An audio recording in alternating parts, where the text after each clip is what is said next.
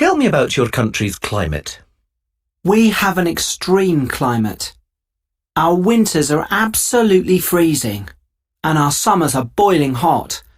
That means that the people, the houses, the transport system, everything needs to be prepared to cope with every kind of weather. What's your favourite kind of weather? What I like most is hot, dry weather. I love being able to sit outside on a balmy evening with a drink, rather than cooped up inside like you are in the winter. Does the weather influence your mood? Yes, it certainly does. It's the rain that influences my mood the most. I hate it when it's raining. It makes me feel so down. It's hard to go out without getting soaked to the skin anyway. And the sky is so dismal and overcast. It's miserable. Is it worse to feel too hot or too cold? Well, I suppose if it's too cold you can just wear more layers. But nevertheless, I prefer to be too hot. At least it means the weather is good and you can always go for a swim to cool down. What I really can't stand is being cold and wet. That's the worst combination, and it makes me worry that I'm going to catch a cold. Track 24. My favourite season is most certainly the summer, which is officially from June to September. I say officially because the reality is that we generally get a very short summer, in that the weather is only really summery for a few weeks a year. The rest of the season merges with the others, being rather cold and rainy. The highest the temperature gets is about 30, and when it gets that high, people start complaining because they're not used to such heat.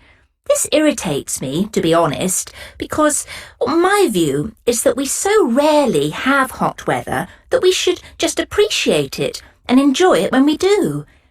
In this country, and especially in my region, you can't rely on good weather in the summer.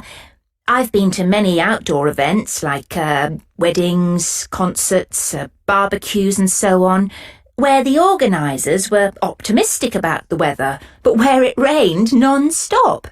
Of course, you can't blame them.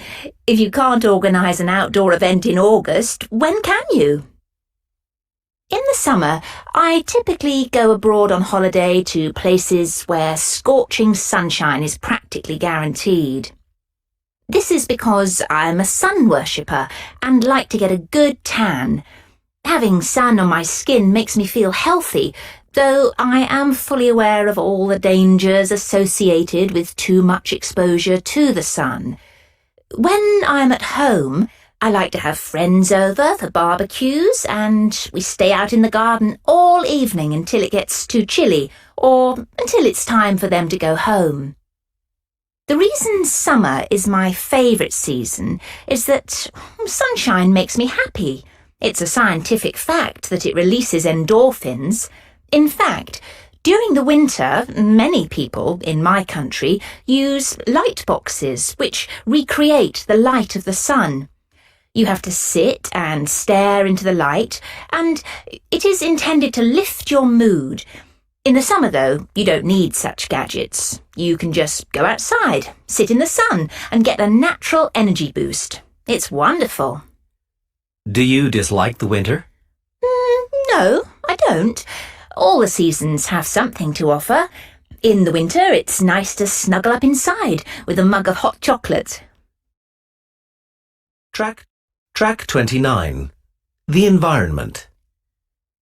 Are people in your country concerned about protecting the environment? Does the responsibility for protecting the environment lie with governments or with individuals?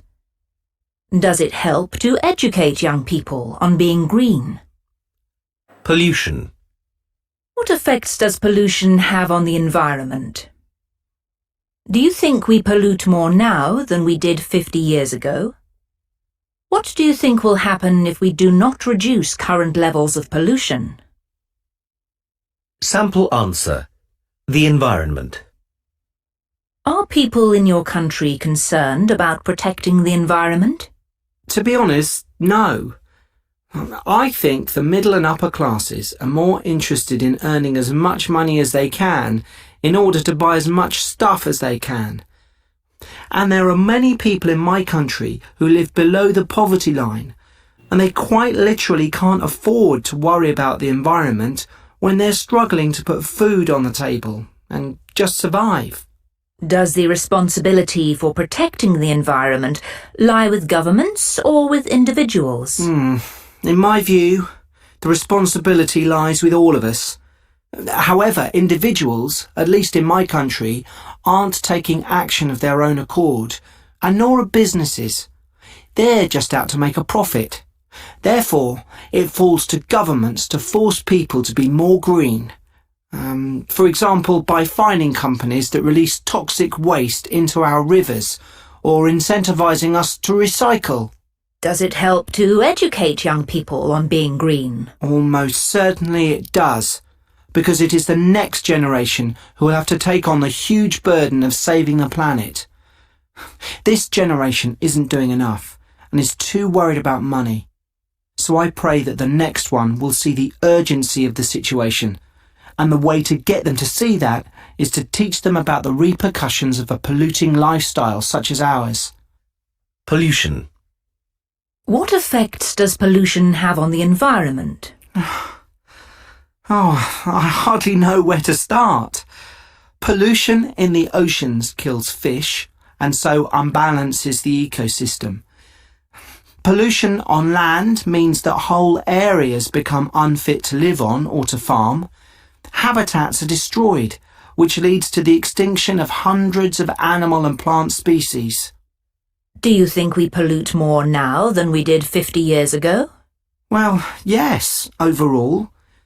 I'd say, though, that richer countries pollute less themselves, but export their pollution elsewhere, by which I mean that they consume foreign products that have a large carbon footprint.